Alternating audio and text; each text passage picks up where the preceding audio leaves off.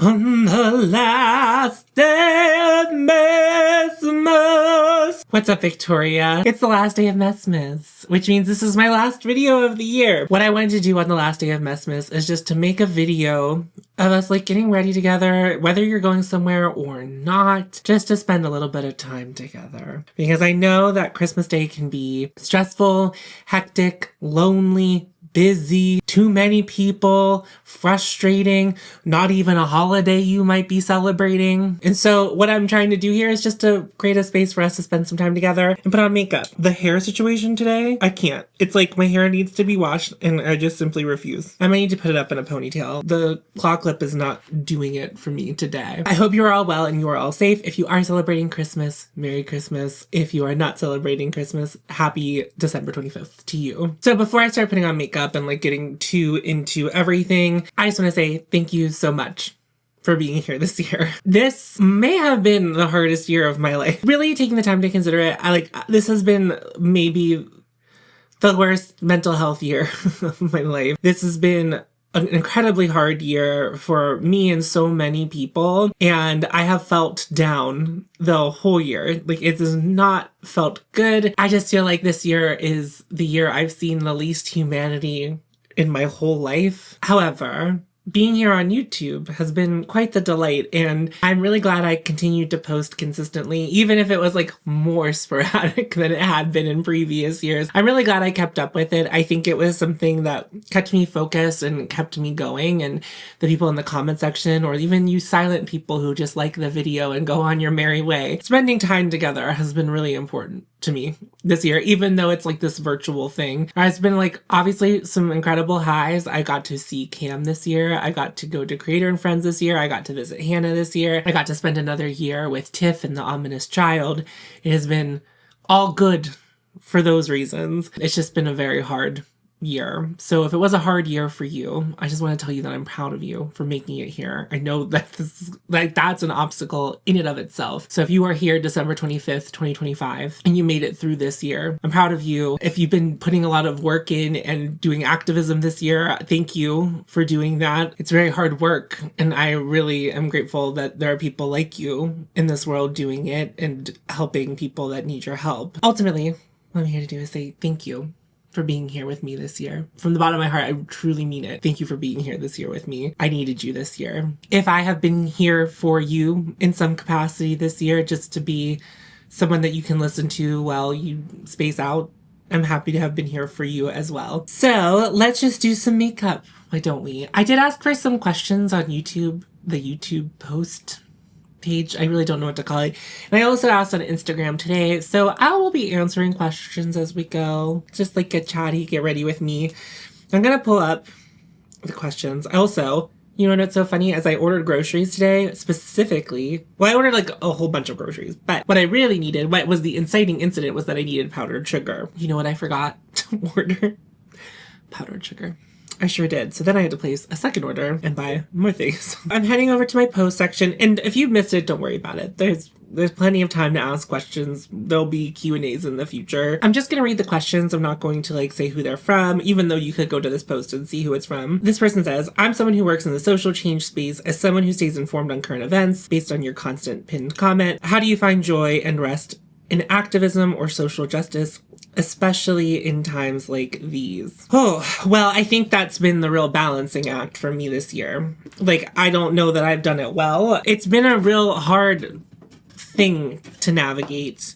I think it's a really hard thing for most people to navigate. You want to do as much as you can, and there are so many causes that need attention and help. And how I have settled and maybe found a little more peace and balance toward the end of the year is I've really learned when to log off. We're gonna see catastrophes and terrible things happen every day, whether they are like more minor things that happen or genocides. We're seeing a very wide array. Like, you might see one person get murdered, or you might learn that hundreds of people were murdered. And that is a lot to take on. I want to advocate for all of those people. Learning that I'm only one person and I can only make so much change, and trying to make that change and then being comfortable with my limited reach, which is like more reach than a lot of people have, but my limited capacity too is really important. And I'm not like an activist, you know, on the ground running every day, going door to door. I'm not always out there protesting. Keeping abreast of things going on, I think is important, even if you're not honed in and seeing everything or learning everything about it. I have also kind of come to the conclusion that really focusing on one and making that like the thing that I care about the most with all of the other things going on makes it feel more manageable. Think of the critical sass I did in June, and we raised money for a local Black trans organization in Pittsburgh. Through the channel, I think we raised like $300, but there were also people who donated outside of that. Like I gave my AdSense and I gave anything that anyone did like in a super chat to that organization. And $300 plus, you know, I don't know, let's say like another couple $100 with people who made private donations because I brought awareness to it. Let's say we got $500 for Sisters Pittsburgh. To me, being able to raise $500 for Sisters Pittsburgh is amazing. And Sisters Pittsburgh is going to be able to do a lot with $500, where like if we focused on something like the Trevor Project or the PCRF, that $500 is still going to do something, but it's going to mean a lot less to those kinds of groups and organizations. And not that people shouldn't be donating to those organizations. That's not what I'm saying. It's just I kind of have made the choice to be like a little more purposeful. And I have been kind of this year focusing and trying to learn more about like what's going on with like trans things in the United States while keeping abreast of like the a million other things going on. There is a point where you just have to turn off for the day. And I would say for me, obviously this is like very specific to my situation because it's my roommate. At the end of the day, after the child goes to bed, me and Tiff just sit on that couch and sometimes we gossip, sometimes we talk. A lot of nights we're just sitting next to each other and just sitting there and like we're watching TV or whatever, but we may not be engaged in conversation or incredibly even engaged with the thing that's on the TV or anything. Just being with a person that I love regularly has been helpful. I have tried this year to be more like, see people more. I've been trying to make an effort to like be with people a little bit more. And then especially this month, I have like reached out to some people from my past that I haven't talked to in a long time because of that one run-in with my old friend that I talked about in one of my videos during messmas. I'm using is this called the Beautyverse palette? Yeah, the Beautyverse palette today. I haven't used it in a while and I just thought I felt called to pull her out today. Joining something, just if you're not normally around people, and even if you are an introvert, just every now and then, like once a month might be enough for you, but making an effort to like be around people, whether it's going to a bar or going to a coffee shop, even if you're not like engaging with people, just being around people, I think is very helpful, because if you're sitting in your room alone all of the time, or you're like alone all of the time and you're not like seeing people IRL in any capacity, you're losing your humanity for those people. But like obviously bad things happen to people, and I can't guarantee that nothing bad would happen to you in a social space. However, I look the way I do, I present the way I do, and I navigate the world the way that I do. And when I go out and be of the people and I walk around Pittsburgh and go in and out of shops and, you know, go to my usual places, to go to the coffee place and pick up my coffee beans and all of that, and just seeing people, and people who I might not agree with politically, or maybe even people who do not view me as a human, but they're probably not going to say anything because people feel more shame when they're in public to do bad things too. Not everyone, again, not everyone, but I just think people are less likely just to be like awful whenever you're in public spaces. Again, not guaranteed, and also, you know, varies on the space. I don't want anyone to think that like I think there's like it's in that everyone is invincible and can like leave their house and bad things won't happen to them. I don't want, and you know where you live and you know where these places are that would make you feel this way. Feel good to go to. Oh my God, we're all just people. Like we're all just people living in the world, and remembering that and seeing that in action and seeing society working in some kind of way is good. It just feels good. It feels good. It's like, oh yeah, like terrible things are happening. Terrible things are happening at the top, you know, and the bad people are at the top, which that's not good. That's bad. But the normal people, we're out here still doing stuff. We're still existing. And not to pretend that those other things aren't happening, but it's also like those other things can't consume you and make you completely stop living your life, working yourself and worrying yourself to death. Literally. Like if you spend the rest of your life trying to be aware of all atrocities and being involved in all of those things, you also lose your humanity, you lose your life a little bit. Like, you have to like touch down and remind you of who you are and who you are around people. The missing piece in a lot of what's wrong is just like people are forgetting that people are people and valuing people differently based on a number of different things. And it's just like, we are at the end of the day all people and we're all gonna die. And I just don't want to be 10 years from now feeling like I never got to live my life because I felt like I couldn't, because if I experience joy and happiness and good things, that it negates my care and empathy for things that are terrible that are happening. I don't know how to like fix the problem, right? Like for everyone. Some days I do feel it's like, I just don't know that we as a human are supposed to like know about all of this stuff, but it's like also better that we know so we can be like, wow, this is what tax dollars are going to. This country is doing this is what that place is doing. Like, and these people are doing, like, I think that's like important, but it's also just like, you have to think about the scale.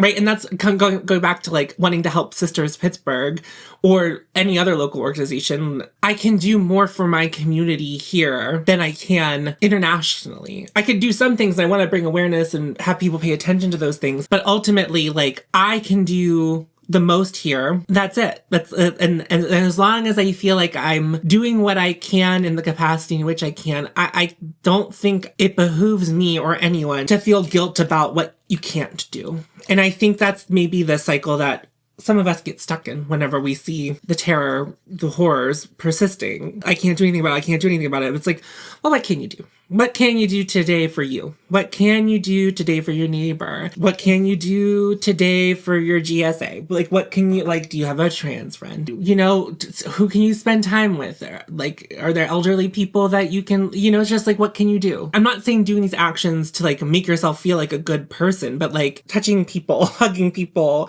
remembering that we're all humans and like we're all flawed, and you know, loving people for that and appreciating people for their flaws, I think is kind of like how we like navigate through space. I don't know. I don't really have the answer. Maybe that was insightful in some way. I feel like I'm going to edit that and cringe and be like, this is so dumb. What am I saying? If you really zoom out and like look at the way that things have happened, it's like, I feel like for me personally, you know, just speaking, I feel like when October 2023 rolled around, not that we're post-pandemic, obviously people are still getting COVID, long COVID, and I'm not trying to dismiss that, but it finally, to me, started feeling like things were starting to feel as if like time is not stopped anymore. Like that was like, okay, like this feels mostly behind us. And then you guys know what happened in October 2023. And that really shook my worldview up and felt terrible. And then like all the things that have happened politically even since then have been terrible. Like it's all been it's all just felt so terrible and it's felt heavy. And it's like, I sometimes mourn. I don't know what the answer to this is. Like but sometimes I really feel like, when does my life get to start outside of the context of all the world? Does that make sense? Like, when do I get to try to find happiness, explore things, and do things for me to make me happy? And just because I want to, it's like COVID stopped a lot of that. And it would, you know, it would have been very selfish of me to do things to continue. I mean, and I didn't want that. Like, obviously, like, it's, you know, the ability to and want to be a team player. Like, I want that. Like, I don't want people to be like, you know, it just feels like constantly stepping aside my wants and needs and desires, efforts to create a life that I want to live. When will I get to, like, you know, exist in a world that accepts me for who I am? And this is grim. What I'm going to say is like, I don't know that I'm going to experience a world in which trans people, non-binary people, gay people, queer people will exist in society with complete freedom without having to think in the back of our minds all of the time that like maybe someone in this vicinity wants to harm me or wishes me harm or wants to say something nasty to me. And it's just like, well, I can't not be myself and do what I need to do to feel like a complete person because of those people. And it's like, it's more valuable to me to attempt to live in my truth and who I am, with the potential of bad things happen to me because of my truth. And like my truth is like another, but like living, what is it called? What is the word I'm looking for? Living out loud, living honestly, you know, just being who I am. To me, it's much more worth like leaning into that and having myself than to capitulate to the people who would rather me not be the way I am. That is like part of being aware of what's going on in the world, but also like knowing when to step away, knowing that like I also still have to like be me, live my life, care about my friends, care about the people immediately around me too, because like the spiral is not helpful to anyone. Okay, I think I answered that. I think I need to move on to something later. Someone asked, what's the local drag scene like in your area? Well, to be quite honest with you, I haven't really participated in the drag scene in a long time as a viewer, and that's all, I guess. I'm making it sound like maybe there was a time where I was doing drag, but I only did drag for Halloween, the one time. Here's the thing about drag. Drag happens at hours at which I do not keep. Oftentimes. Like, a lot of the drag shows, because, like, often, you have to think about it like this, oftentimes, drag shows and things like that, like even karaoke or trivia, those things happen at bars to give you a reason to come out on a day that's not Friday or Saturday, which is often why drag shows don't happen on Friday or Saturday, but they do tend to happen on Friday when Drag Race. There'll be like a drag show immediately after the show airs, and like that's like doable, but it's like I don't know. So I'm more of like a drag brunch person, but then also like organizing a gang to go to drag brunch, which you don't have to do. It's for some reason very hard for me and my friends to seem to manage. Also, I still love this palette, by the way. Like, I know, like, those definitely warmer tones than my usual gig. The blend is just seamless, which is crazy. I would say, like, if you look at the performers who have been on Drag Race from Pittsburgh, Alaska, who, like, these people don't live in, some of these people don't live in Pittsburgh anymore, but, like, Alaska and Lydia B. Collins, we definitely are, like, home to, like, a more alternative drag scene, but they're all also, like, very, very pretty drag queens, too. There's a taste for everyone. Calypso, oh my god, she's so pretty. There's just so many. I'm just thinking of Calypso because Calypso is so pretty. Like, if there was a world in which I could choose what I look like, it's Calypso in drag. Like, she's just so stunning.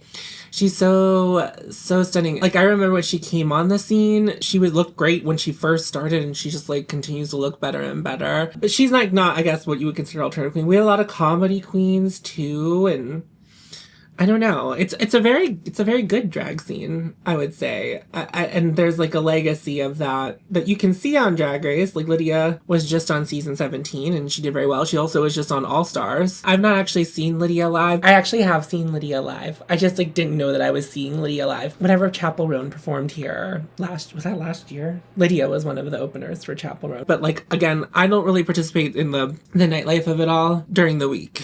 But also, I don't really do, I guess, what nightlife am I participating in? None, I guess. Really, that is like, actually, I'm not participating in much nightlife at all. Yeah, the drag scene's very cool here, and I feel very lucky that, like, when I do go out, if I do end up going out for drag, I just know I'm gonna have a good time. Someone asks, what is your least favorite part to do in your makeup routine? Actually, I'm gonna do it right now. I don't really like applying mascara. I don't know. It's just like, I think it's the scariest part about doing makeup. There's a lot of trust in your hands and in your dexterity and your mobility. I don't know. I don't love doing it. I also don't love doing eyeliner on camera, like wings. Yeah, I don't really like the act of doing them. It's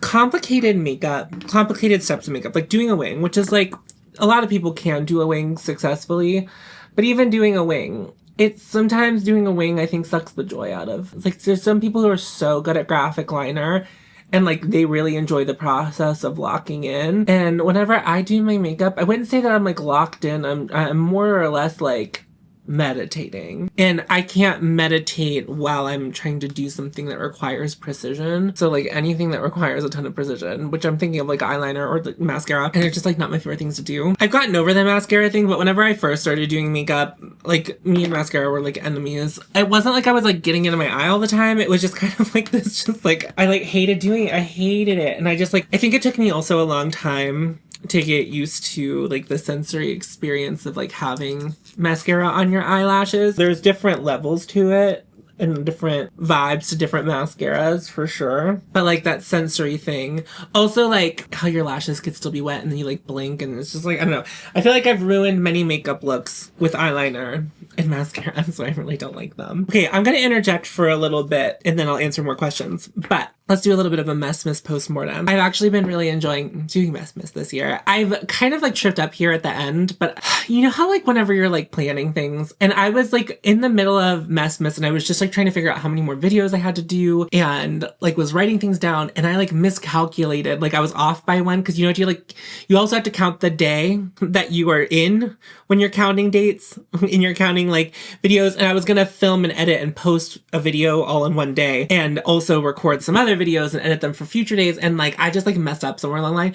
Anyway, all of that being said, it has felt there's been actually a messmas. I have found an immense release of pressure doing this, which is so weird because it's like the act of posting 25 days in a row, which I like kind of failed at because I did a live stream the one day just to like sneak it in to get it in, but it's just like kind of really freed me from the process.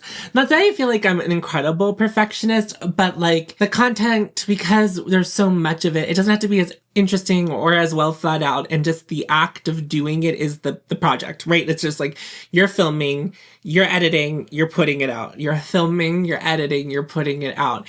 And I did batch filming this time. The last time I posted every day in December, I was in real time, like filming those videos, editing those videos, and they were going up the next day, and then I had to do it all again the next day. Like but this time it was like I filmed like 5 videos with one makeup look, and then I would like edit those throughout the week, and that was like much more manageable for me. So if I ever do this again, that's probably how I will do it. But I have been really enjoying it, and I have felt light and lighter in these videos, and I don't know if that has come across, but I hope it has because that's how it's felt. I'm gonna see if I can get any more juice out of this. I pumped pumps out of it the other day and then it stopped pumping, but I did think about it for a second and it was laying on its side. So maybe I like have been storing it this way now. Maybe I'll get some more out. Okay, yeah, I am. Okay, but I must be really close to the bottom of it. I really thought it was empty, but I don't know how much use I have in it left. But my beloved Cell Rejuvenating Priming Moisturizer. This means our days are very numbered. Very, very numbered. I also wanted to talk about this because I like pumped and it was just, there was no more. But I have a little bit left. I think I have a little bit left. I tried to look inside of it, but it's so dark in there, I have no idea. Someone asked, is there any new media that you're consuming? Like, not really. I am much more inclined to like watch a YouTube video or, I don't know, I'm much more into like conversational stuff these days, I don't know, years, because I just feel like I'm always doing a million things. And here's another thing. I was just talking about this with Kelly Gooch. Shout out to Kelly Gooch. Name dropping Kelly Gooch. Incoming name drop Kelly Gooch. But Kelly and I are friends. So we chat a lot, chat regularly. And we were just talking about watching TV from the early aughts, because I'm watching a TV show that I watched in the early aughts that I have on DVD. And I think I'm going to do a video about it. So I don't want to say what it is because that will ruin the fun, I think, for me. What I was saying about Kelly is like, when you watch like TV shows now, it's just like the pacing is so weird. I used to love watching TV. Like I used to love TV. I fell out of love with TV. I think it might have to do with like the pacing of it because, and I think it's a byproduct of like our attention spans, right? Like the way things move and the way things look on TV right now is just like incredibly unappealing to me. And like every now and then I lock it. Most recent media that I have consumed, like TV shows that I have consumed, like aired in real time that I watched was Severance. And if you follow me on Instagram, when I was like, you know, talking about Severance on my Instagram stories. I actually didn't really like the second season of Severance as much as I liked the first season. I really liked the first season. The first season to me was like, oh, this is what TV used to feel like. There's been a lot of prestige television that has come out in the last decade that I just like simply had no interest in. Like I never got into Game of Thrones, although I don't think Game of Thrones was something that suffered the pacing thing until the end. That's what I heard. I didn't watch it, but didn't get into Game of Thrones. I watched season 1 of Stranger Things. I don't remember anything about it. And like now that like the last season is airing and some people care about it, but I also feel like because that show has taken so long to get 5 seasons out and the way that society has changed in the 10 years have made people really not care about it as much as maybe they would have if they did 5 seasons in 5 years. And I don't know. Anyway, all of that being said, no, I really like, I don't consume a lot of TV. So I guess I could tell you like what I watch on YouTube. Like, you know, a lot of the people I watch on YouTube, like you watch any of the beauty people that I talk about, I'm usually watching their content. I like some of the stuff the Try Guys do, and I like to touch down on that. And it's also, I like watching Smosh, I like watching Dropout, but these aren't like narrative television. I guess you asked what media I'm consuming. New media. Dropout was new for me this year. I had definitely seen clips of Dropout on short form, like on TikTok, on Instagram Reels for a while, and I just like didn't quite know what it was, and then I got into it this year. So I watched a lot of Dropout. I haven't gotten into the Dimension 20 of it, so if I don't know anything, I don't know a lot about that, but Vic Michaelis is on a campaign and I'm obsessed with them. Like I'm obsessed with them so deeply. So I might watch that one. I tried watching the Dungeons and Drag Queens one, which was really fun because they were all like new at it. I haven't finished it. I've watched like the first episode of that. So yeah, no, I haven't really gotten into the Dimension 20 of it, but yeah, I would say that's like maybe like the new media that I consumed this year. And then movies, I haven't been in the theaters since I saw Maxine. In another timeline, I would have been very interested in seeing the new Scream movie that's going to come out early in the next year, but because of the fuck-ass people that fired Melissa Barrera for being what I believe in the right, I have zero interest in watching the next Scream installment, which sucks because I really like Scream. What's funny because like Scream was like not a thing I was deeply passionate about when I was young. Like when it, like I was, you know, I was around in the 90s when Scream was happening, but I was also a kid, like little kid. So I like didn't start enjoying Scream as a series until Scream 4 came out, and I saw Scream 4 in theaters. Love Scream 4. So I'm really sad. And I saw all of the new Screams, like the ones that came out in the 2020s in theaters, and it was so fun to like be able to like watch Scream in theaters. I can't always watch horror movies in theaters, but I can watch a slasher in a theater and like feel okay. There were so many like very hyped movies that I think would have seen, but then I just like ultimately didn't. Like I wanted to see Weapons. I didn't see Weapons. like I wanted to see, I don't know. There's just something, like, I don't know. I guess I don't really get a lot out of the movie going experience. And I learned this with a former friend of mine. We went to see a movie and he like wanted to talk about like what a wretched thing for him to want to talk about the movie after we sat through the movie and ask for my opinion on the movie. And I just was like, ugh. Like, I think there's something about the immediate discourse after you see a movie film with a person that I like don't care for. I don't know. I also I'm a slow processor, which is so funny because I think I'm very quick and witty on my feet. But like to really like think about things and how do I feel about things and wanting to discuss it, that takes me a minute. Like it's not something that I'm like ready to instantly do. And the movie we saw was The Menu, if you're familiar with The Menu. So I saw that in theaters, but that was like obviously years old at this point.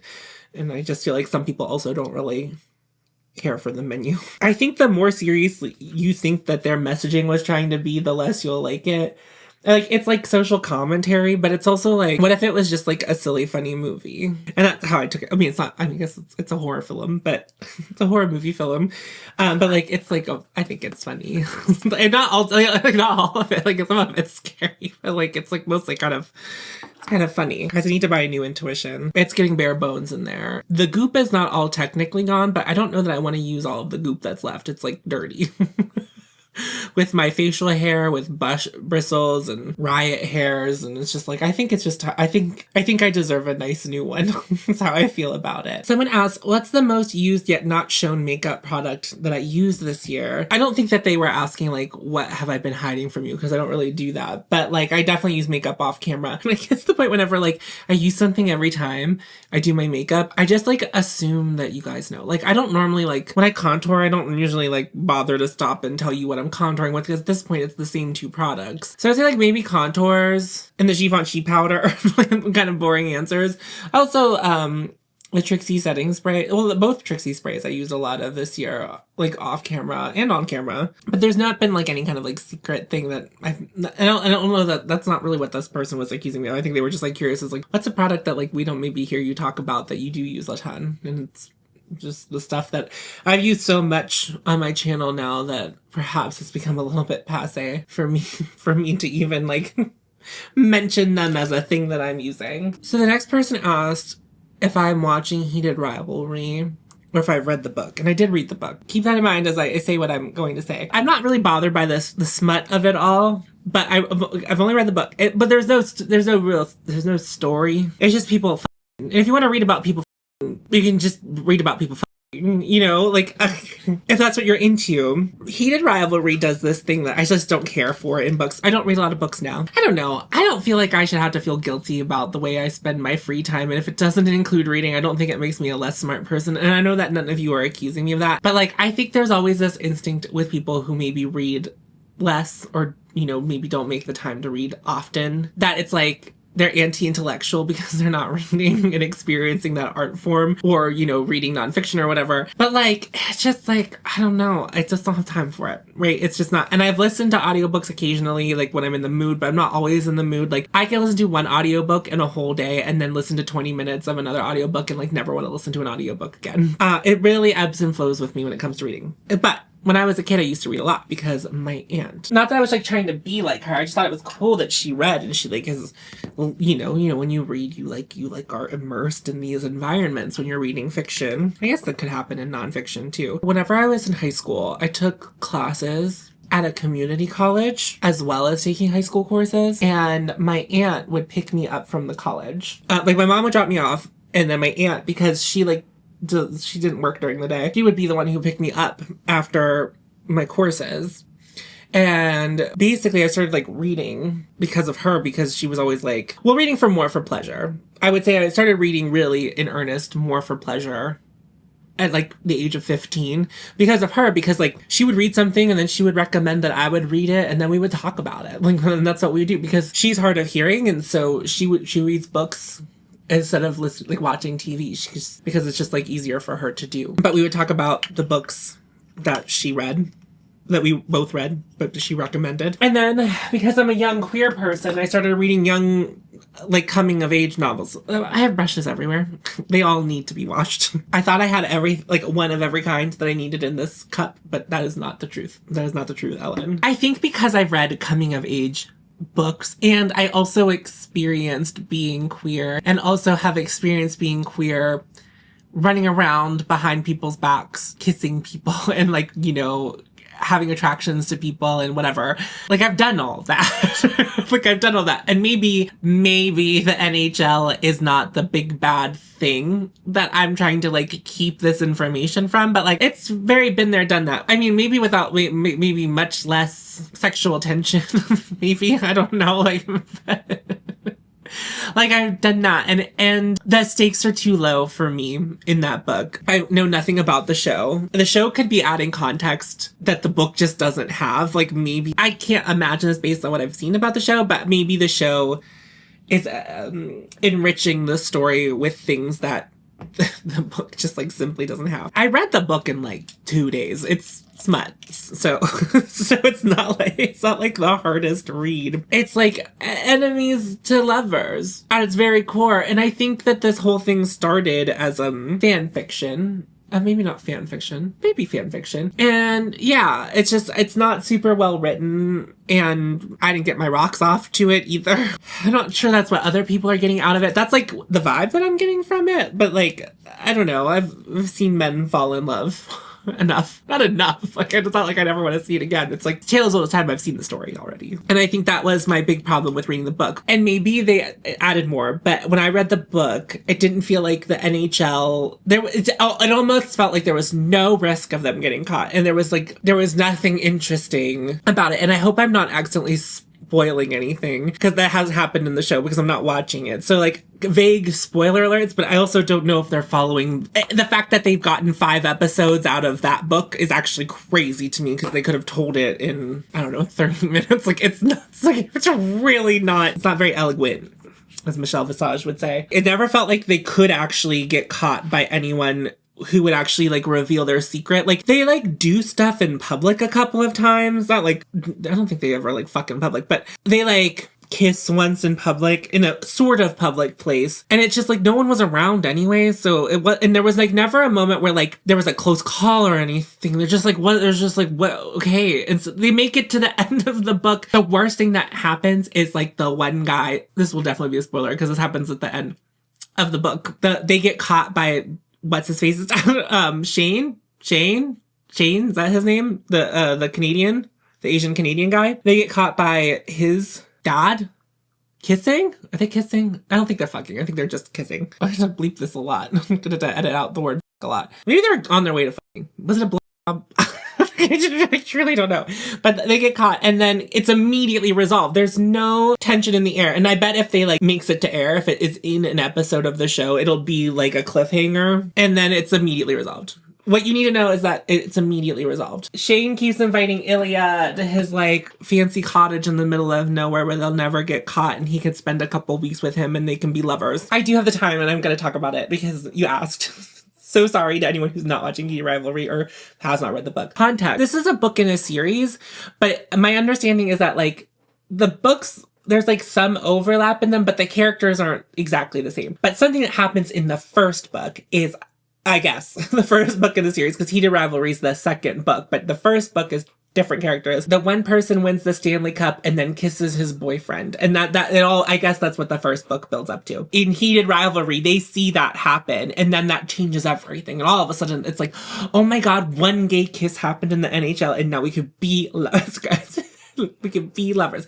But even before that, okay, Shane dates the movie star for a little bit. And I think like, the amount of time that passes while they're dating is actually like longer than it feels because it only feels like it's 2 paragraphs. They date and she very quickly realizes that like he's not into her because he's gay, and she realizes it and then she's like, my friend, are you gay? And he's like, yeah. And that's like, okay, whatever. And she's like, we're besties now. Like, I'm your hag to your fag.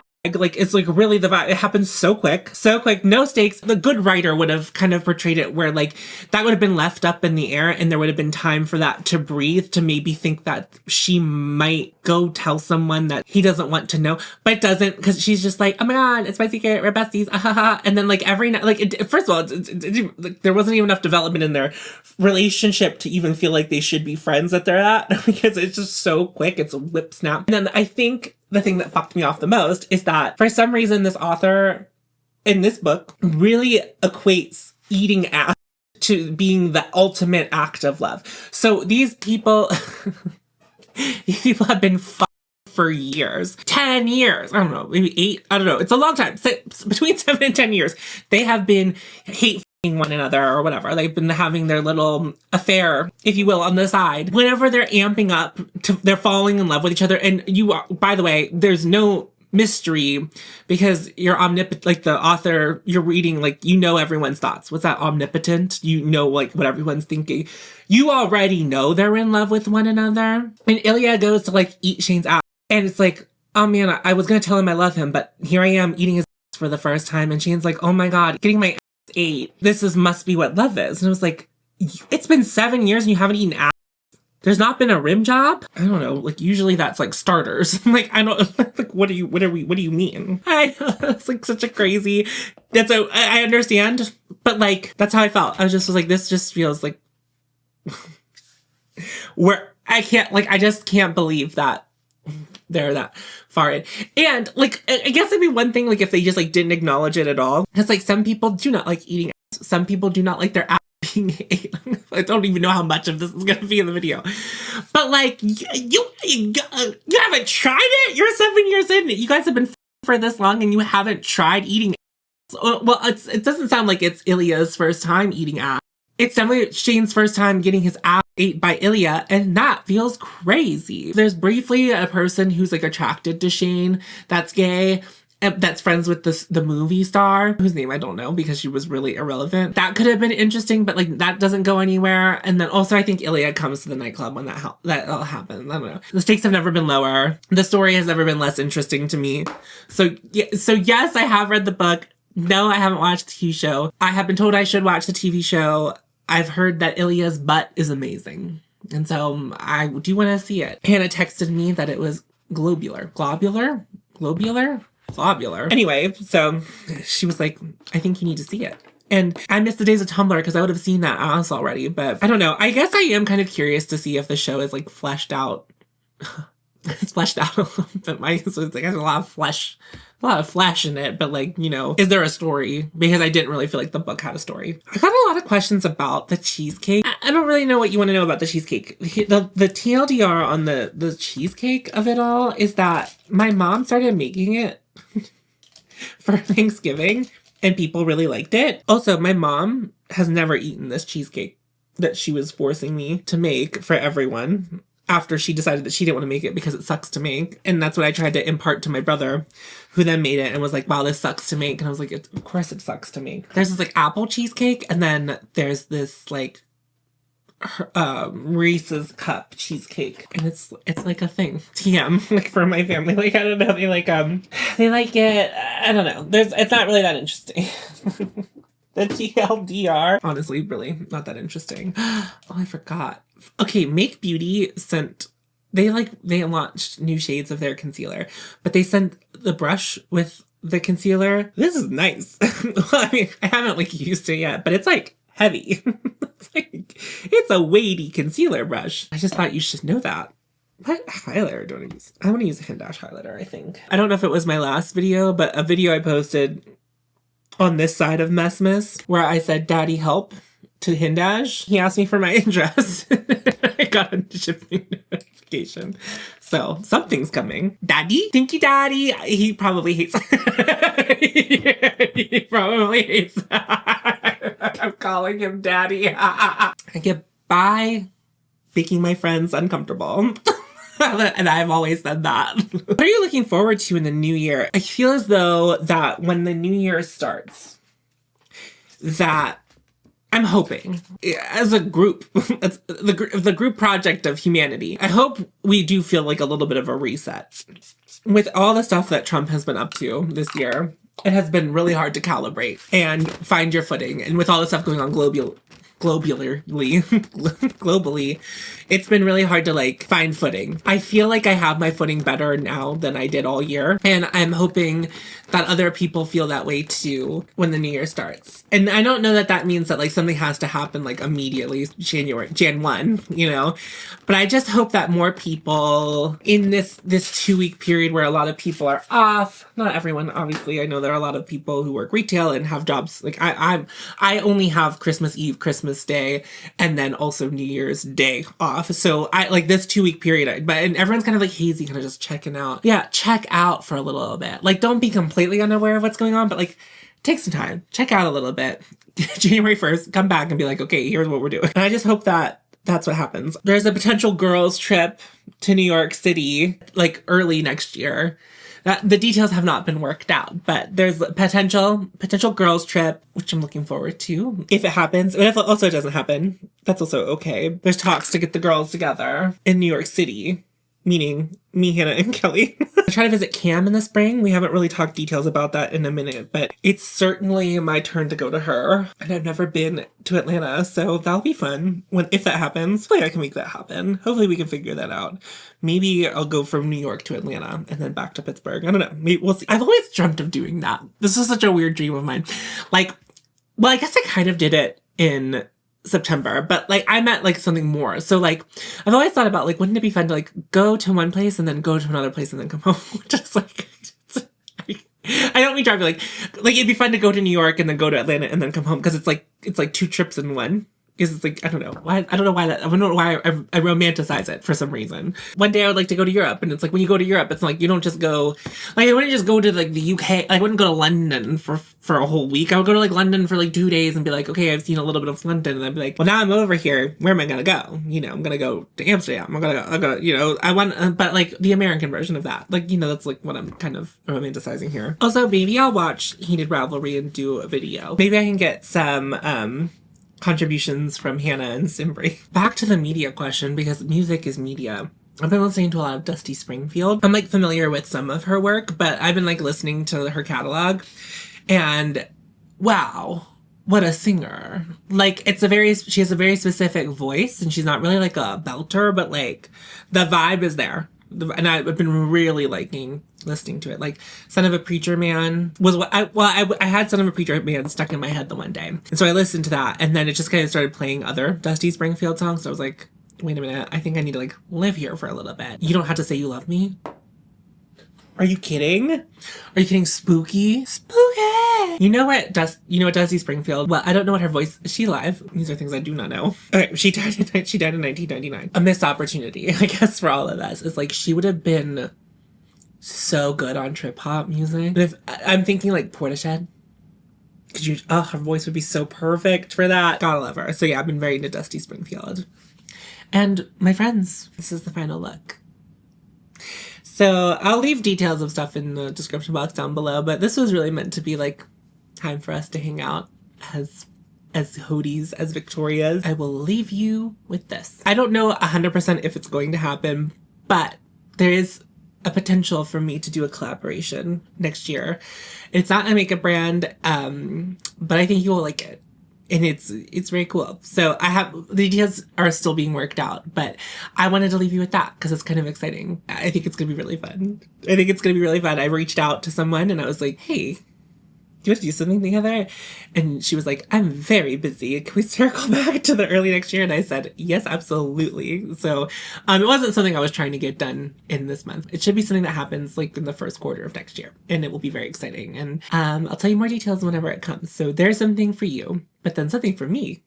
Gratitude, honey. So thank you all so much for spending Messmas with me this year. Thank you all so much for spending the whole year with me for this year. Take care of yourselves this holiday season, and I'm gonna see you in the new year. Thank you so much for watching this video. I'll see you in the next one. Remember to follow your hope, and you'll find me, and I'll see you in a video next year. Go forth. Tits out.